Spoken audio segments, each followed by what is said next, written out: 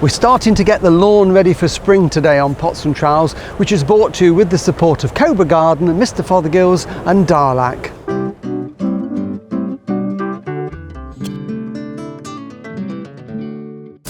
Well, hello, welcome to Pots and Trowels, and here we are now, the beginning of March, and everything's starting to wake up in the garden. One thing that is growing is the grass. It's been a very wet winter for lots of people, lots of frost, lots of snow, but the grass seems to have come through it okay, and it's dry enough now, I think, to get the mow on. It's certainly where we are. What I would say is if your lawn is still very soggy, I would hang back just another week or so until it dries out a little bit. But this breezy weather is a really good way of drying out the surface of the lawn. So what I'm going to do for the first cut is just a gentle cut to take the top off, which will help to thicken up the grass so that we'll get a really nice lawn all the way through the spring and the summer. So this hasn't been cut now since way back at the beginning of winter. So what I'm going to do is just to give it a light rake over. So I've got my adjustable rake here, which is really good. And all that is to remove any late leaves that have blown on in this blustery weather and bits of twigs that have blown off from the birch behind us. So I don't want those to be chopped by the blade. So it's just a case of giving it a light rake. And what that also does is it lifts any grass that's a little flattened. So I'm not scarifying it. It is really just raking it lightly to get these twiggy bits and to lift this grass where it's flat, so that when I run the mower over it, what it will do is make a much neater job of it.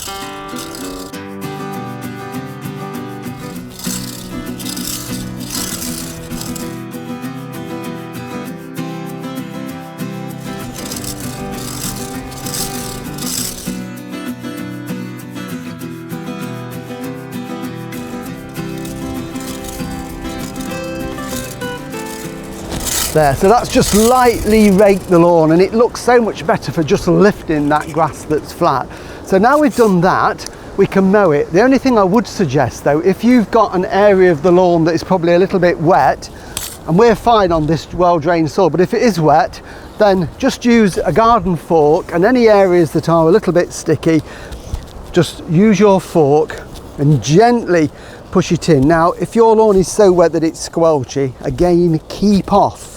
Best thing you can do is let it dry naturally, but this is fine. I can walk on it without making footprints, and what that's doing is helping drainage, but it's getting important air down into the roots that will stimulate root growth. That will then follow with lovely green, healthy top growth. So it's all about getting air and draining away the water from the roots. So now, a bit of stick, we can now start and do some mowing. So I'm going to use the grass collection box on there, just prime the mower. I haven't got it set too low because I just want to take the top off, so I'm just going to do a little bit of mowing just to tidy it up.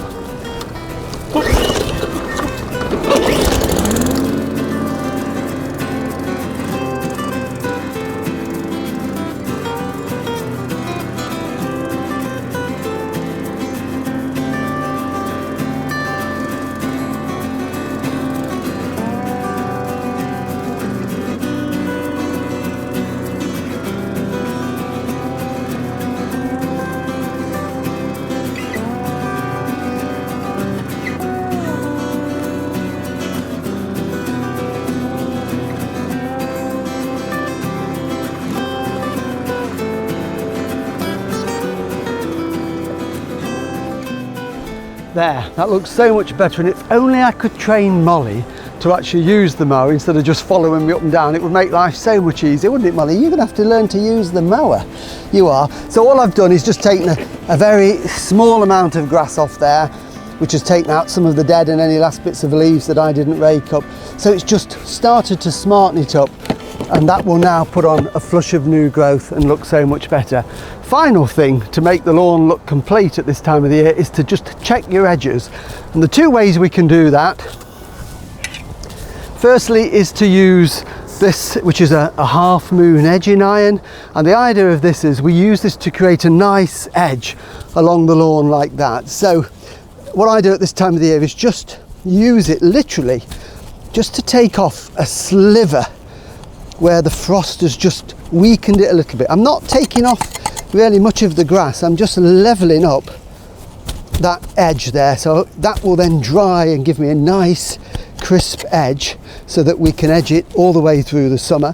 If your lawn is damaged or out of shape, then obviously we could take off more just to get the shape that you want. And then finally, it's always a good practice to do the edging. If you don't do it every time, do it every other time. A pair of these lovely long arm shears. These are really good because you can adjust these depending how tall you are. So I want them about there, and it's just a case then of just going round with the shears just so that we've got a lovely, neat, crisp edge. So just trim along to take any surplus grass off. We might need to collect this, and that just makes it nice and crisp. There we go, that's starting to look better already.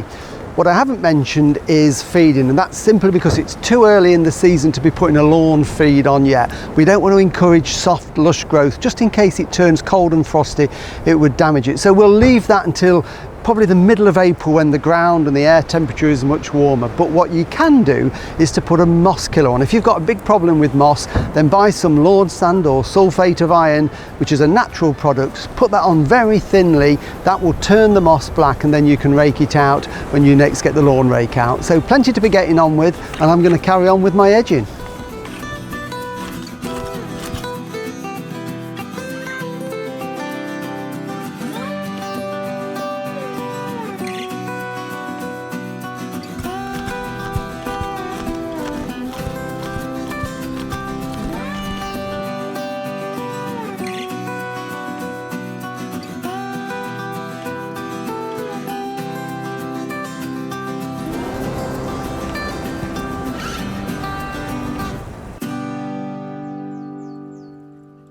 Thank you for watching, and please do keep telling all your friends about us. If you remember, a few weeks ago I washed the bark of these birch trees. Don't they look so much better as a result? Lovely, bright and shiny.